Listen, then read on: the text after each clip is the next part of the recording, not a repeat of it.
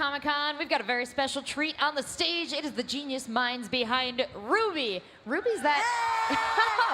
I should have paused long enough for applause there because there was a lot of it. Oh, wow. Do you want to do it again? Guys, RWBY! Hey, everybody. Hello.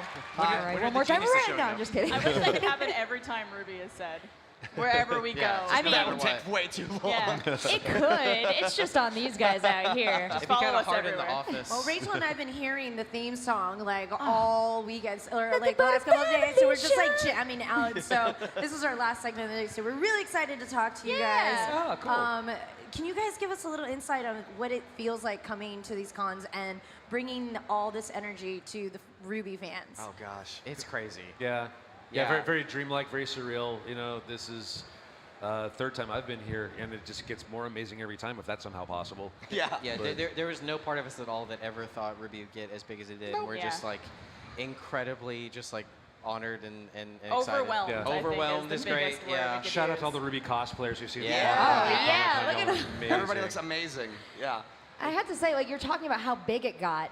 I was in Japan, the home of anime, and there's giant RWBY advertisements everywhere. Like, you made this thing that has reverberated around the world. What do you think it is about RWBY that strikes so many people? Oh, gosh. Who knows? I mean, the character designs are really Yeah. catching.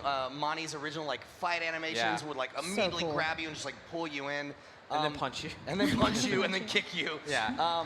I don't know. I mean, part of it is like our kind of golden rule at Rooster Teeth is just to make the kind of shows that you would want to watch. And you hope always that have. There's other people out there that would like it too. And Yeah.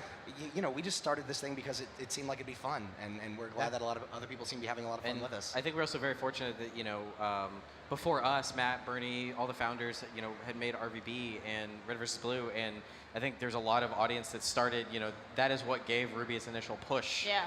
Sure. And got it out there for people. And not everybody who's a fan of Red vs. Blue is a fan of RWBY. Sure. It makes sense. But I think that was like a very big part of kind of like getting that out there. Yeah, and I think also the characters are so dynamic and so Yeah. well written that I think everyone could relate to someone in some capacity. Like, oh, I'm the Yang of my friend group, I'm the Blake of my friend group, or whatever it is. It's, Yeah. it's very worldwide. The like that. Zwei of my friend group. Of course, yeah.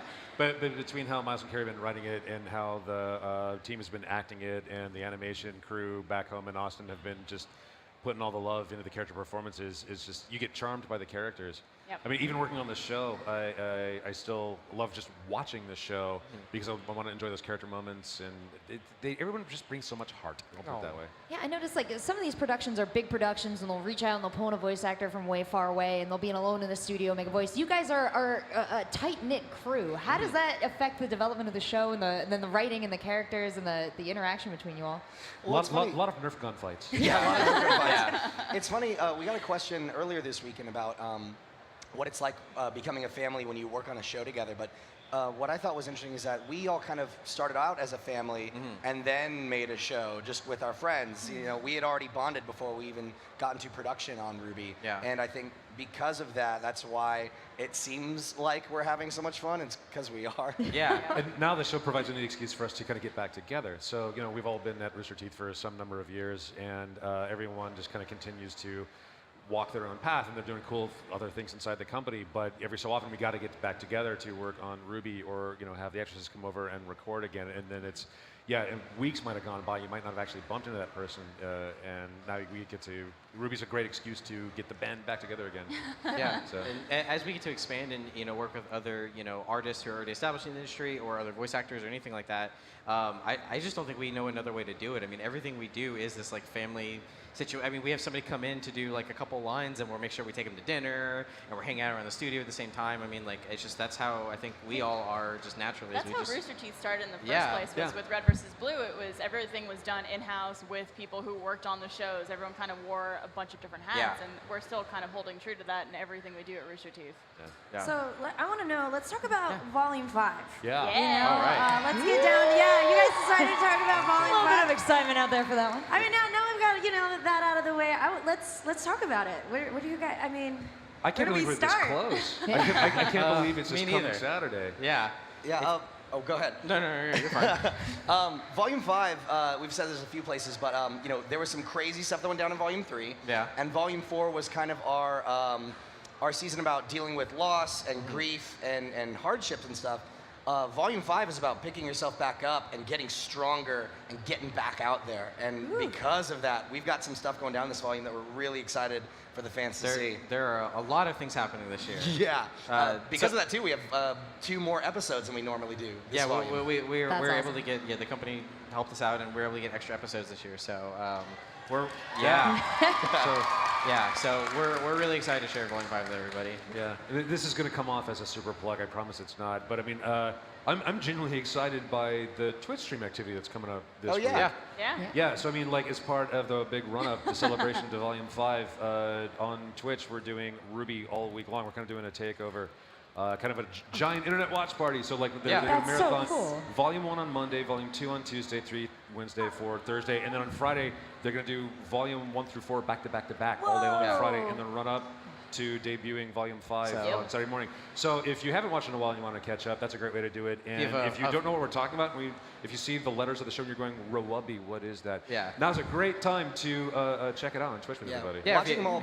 I was saying, if you have a friend who's never actually, you've never been able to get them into it, now's a really good time. You can just put them in front of the computer. Go, here you go. Yeah, and then tape their eyes open. Yeah. I mean, the coolest thing about these broadcasts on Twitch too is you build a whole community watching. Like, you're not alone in your house and you're like, maybe I'll put on another episode. It's happening. You gotta tune in at the same time, and then you have this enormous chat next to it with all these people that are experiencing it for the first time or sharing their love and passion for it throughout. And it gives a new life to the show, and so I'm gonna be watching it that way. I know for sure. I love hanging out in the chat, and the memes are like nonstop. You gotta be in the chat to stay caught up on all that stuff. Totally. Can you guys tease anything about the next season? Care Bear? Yang's gonna be in it, Yeah. So we've heard. Spoilers. and the rest of Team RWBY. Oh yeah. Yeah. hope. But Yang. So let's just be clear, Yang. What could we tease? Anything you're like excited about? The finale. The finale's gonna be dope. Oh, don't tease I'm excited. the I'm excited about the birds. The birds? I think the birds are gonna be I pretty think the cool this birds are season. gonna be good. And some people might think that a joke. That it's not. No, It's not a I mean joke. exactly what I say. I'm excited about the birds this volume. I'm excited about. I'm excited about some of the stuff Oscar's gonna be getting up to this year. Yeah. He's Little farm boy. yeah, he's a new character, but he's slowly becoming one of my favorites, and I'm very excited about some of his story this year. Yep. I I'm know. not entirely sure I can spoiler it. Oh. It's Yeah, tough. sorry. That was some meaningful eye contact. Yeah. Yeah. Well, we just do that anyway. Yeah, Yeah, that's that's pretty pretty normal. Anytime they lock eyes, it gets real romantic real fast. Very Excuse me, quickly. we should go. No, I mean, Leave like, them look, alone. if Volume 4 was all about recovery from loss, Yeah. and finding out what you need in yourself to cope with a massive change in your life or tragedy, and then Volume 5, I think, is going to speak pretty strongly to once you kind of find new inner strength, what do you do? Yeah. You know, are you going to go it still and try and take on those problems again head on and see what you can do this time, or are you going to walk away? I think there's some people that maybe aren't 100% done recovering yet, but they're gonna have to kind of get back on that path. Yeah, I don't know how Shopkeep is gonna get past it. He's got a lot of sweeping to do. Yeah. A lot of sweeping A lot to of do. business to recover. Yeah. Wow, well, you guys sound like you have so much fun working on the show. What is it like behind the scenes? You guys get up to some. I mean, you told me about the Nerf wars. Yeah. Gotta say, Silicon Valley, everyone's having Nerf wars. You guys gotta step it up.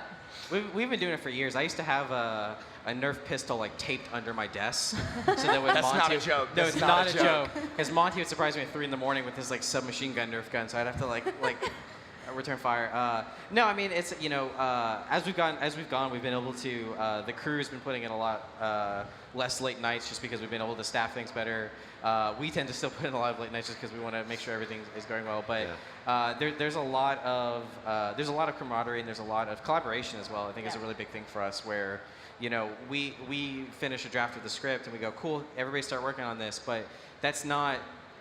What exactly is in the script is not exactly what ends up on the screen. The storyboard artists, the animators, the camera artists, the compositors, the editors, everybody touches the show in their own way, and I think that's one of the best things about it is I think everybody feels like they really do contribute to the show, and hopefully it feels very rewarding to them. Yeah, Monty was always saying you got to try and be flexible and Yeah. just like if you think something cool, try and do it. Just do it. So Yeah. you know, we'll have moments where an artist might say like, "Hey, I have this idea for like this little flair on this character," or an animator saying, "Hey, we could do a punch, but what if we did this like crazy whirlwind punch? I know it'll be hard, but like I'm totally willing to put in the hours to get it done because I Yeah. love it." And if we have the ability to do it, we say, "Yeah, let's go for it." What's it like in the voice booth? I mean, are you doing a lot of improv? Do you get to all record together, or is it separate? No, unfortunately, we have to record separately just based off scheduling and a bunch of different things. But these guys are great at acting out the other characters, which is one of my favorite things about voice acting is hearing Carrie do his voice or Miles do his Ruby or whatever it is. Can we hear a little sample? Oh, jeez. Oh, boy. The one. This is what you're notorious for. Yeah, the one I'm infamous for is when working with Jessica Negri, who, if you ever see Jessica Negri, Oh, give her the biggest she's hug. She's great. awesome. Oh, Yeah, she's amazing great. woman. Yeah. She voices Cinder Fall, and will sometimes ask me for what she calls a sassy Cinder, which Yeah. is just like, "Hey, go ahead, can you read the line the way that you hear it in your head, please?" And I'm like, "Don't make me do that, please." She's like, "Come on, do it." So like, I'll do like, you know, I think the biggest one was like, "Oh, Roman, Yeah. you'll know what you'll need when you need to know it." It was like, Don't look me in the eyes when you say that. That was a pretty sassy cinder. Very sassy. yeah. So she likes the sassy Cinder. Yeah. I just do Y barks all the time. It's really It's weird. true. It's not Yeah. even in the script. I just kind of do it. I just like when they have to go from character to character, so they have to change their voice over and over, and I'm just like Yeah. enjoying it. I'm like, could you read that scene in for me again one more I think I need time? one more. I think I need one more. Just one more.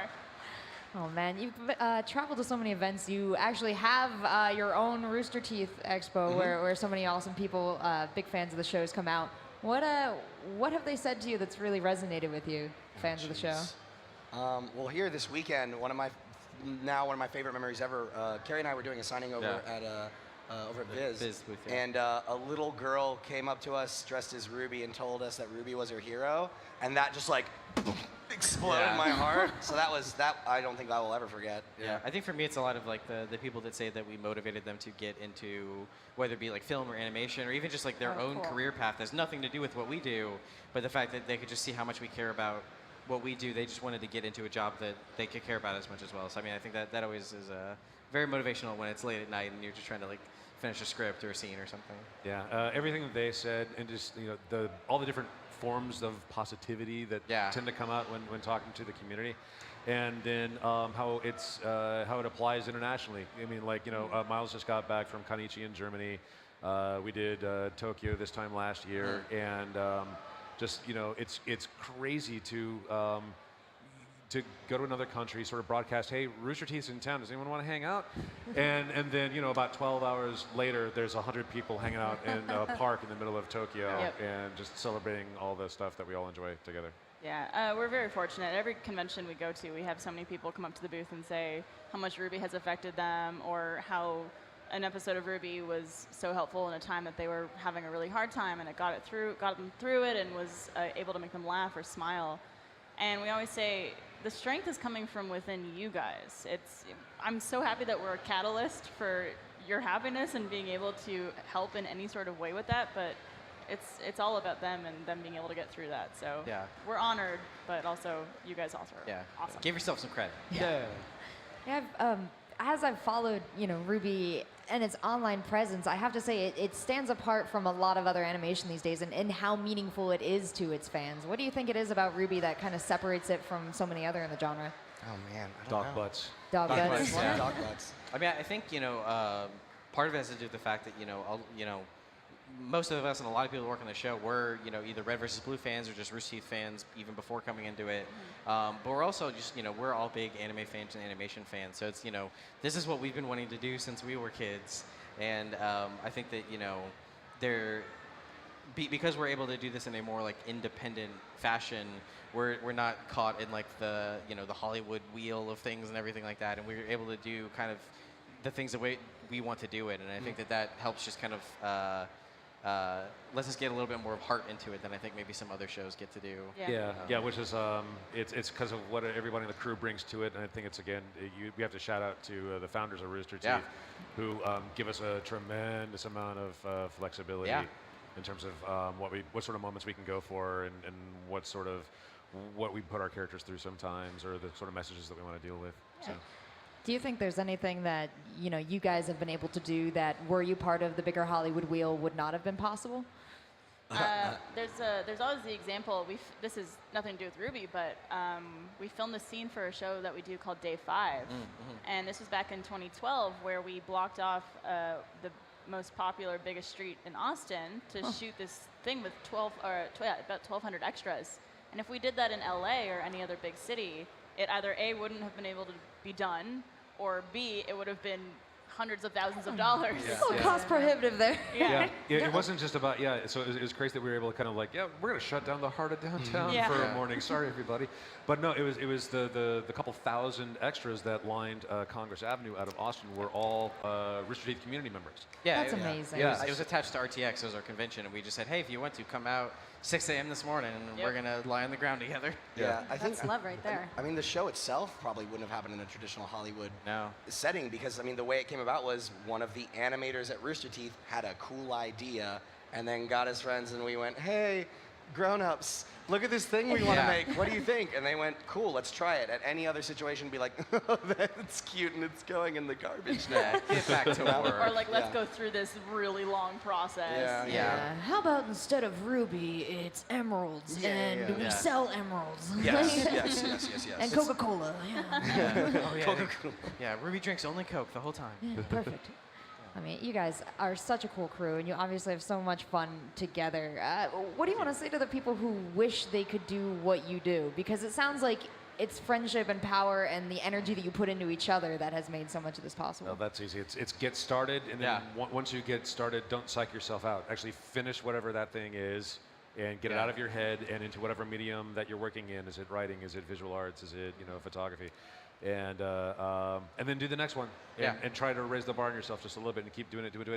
Put your stuff out in the world, and don't get discouraged. Just keep on going. Yeah, I think that's one of the most important things is actually finishing what you start. Even if you don't like it, you can get halfway through and go, I don't like this idea anymore. It's not worth my time. It is worth your time, because I think you need to explore it more to understand why you don't like it and how this thing would have ended. And it's totally fine to look back at something and go, I don't like this. I don't think this was good, because then you can actually look at it and go, well, why wasn't it good? And then that's one more idea out of your head that you now have on paper, or have animated, or have modeled, or whatever it may be. Yeah, I would say don't get discouraged if your stuff is not the best thing in the world. Yeah. Because the fact that you're doing it is already the first step to everything. If it was easy, everybody would instantly be doing it. Yeah. So.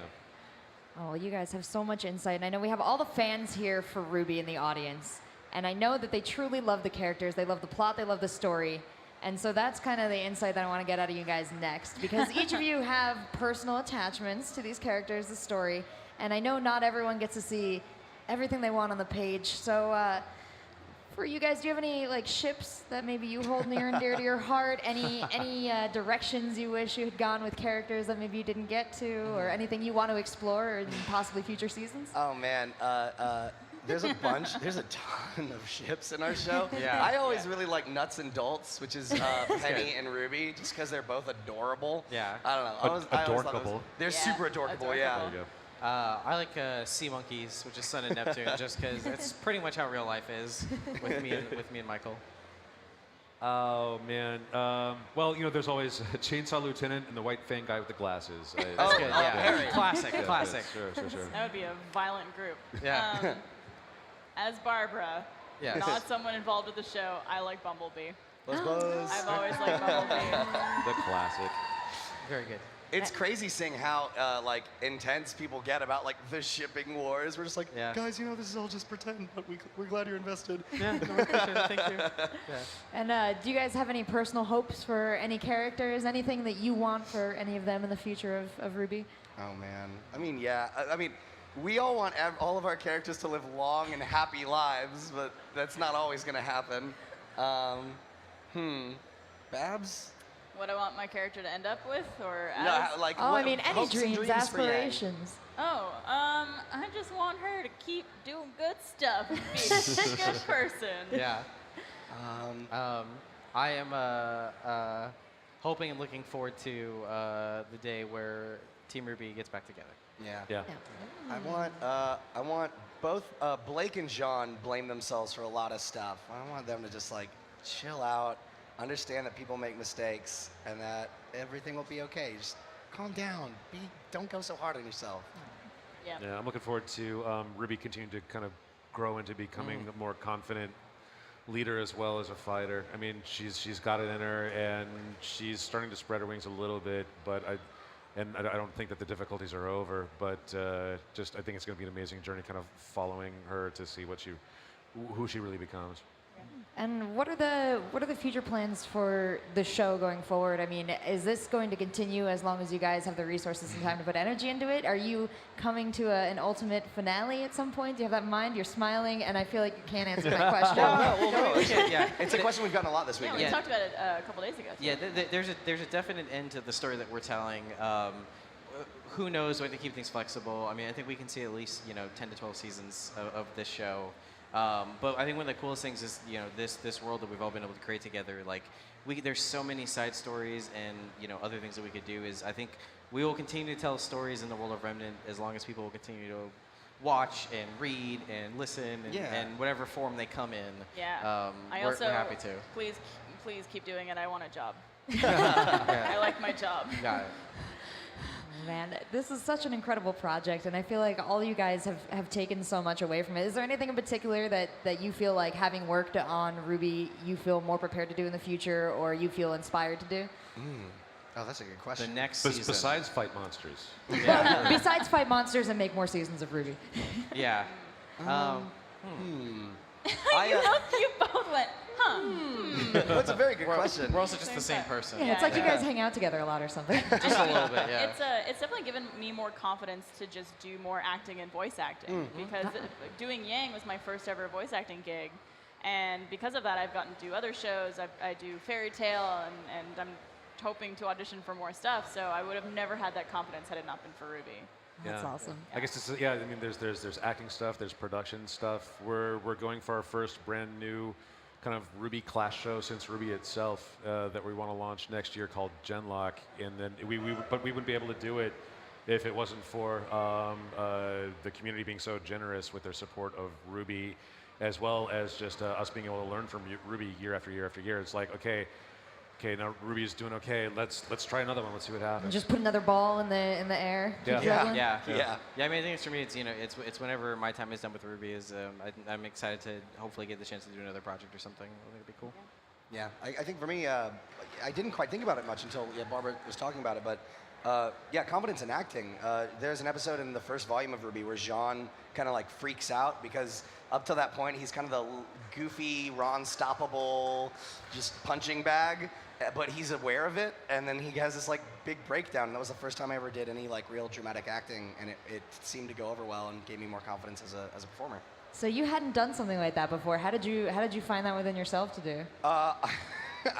Well, the one thing I think about with Jean is he's like younger teenage me who didn't know what he was doing. I still don't know what I'm doing. Do but, any of us? Made a lot of missteps and mistakes, and like, I don't know, he beats himself up a lot, and I could relate to that, especially in high school. So I just had to dig deep into my awful past. No, it's not that bad. It sounds way worse than that. Yeah, but it comes from a real place. Almost I mean, definitely. that's the heart of RWBY, right? It's so real and it's so raw. So you guys have made an amazing show, and you mentioned a new show that you guys are going to be throwing into the air as well. Can you tell us all about it? Sure, yeah. Rooster Teeth Animation is working on a new show called Genlock, and we showed the very first kind of a piece of teaser art at RTX Austin in July, and here at New York Comic Con, fans in the RWBY audience at the panel on Friday over at Madison Square Garden were the very first in the world to meet a brand new character from the show named Julian Chase, who was born and raised here in New York. And we're going to continue to introduce some characters and concepts from the world in the coming months. It's basically it's a little more grounded show than RWBY is. So if you enjoy cool fantasy monster hunting action, this is a little more sci-fi. It's got some mecha involved. Oh, tell in the me show. more. Yeah. Keep going. Yeah, it's going to be set here on Earth in a kind of near future, and there's a conflict going on, and A lot of factions involved, and yeah, stay tuned for more details. Wow, that sounds incredible. And I do want to stay tuned. I want to stay tuned with you. I and wanna you, stay and you, and you. tuned. Where can I do all this? Social media, hit Oh. me with it. Do it. Ooh, lay it out. Well, we of course have our .com, roosterteeth.com, youtube.com/roosterteeth. We're at roosterteeth on pretty much every social media website, Twitter, Instagram, all that stuff. And yeah, that's pretty much where you can find us. What about you in particular, Barbara? Me in particular, I am B. Dunkelman on also every social media website. Nice I score. lucked out, I know. It's That's like, great. It's as if not a lot of people have the last name Dunkelman. It's crazy. Worked out. People can find me pretty much everywhere. Mostly I'm on Twitter, though, at Gray Mardigan.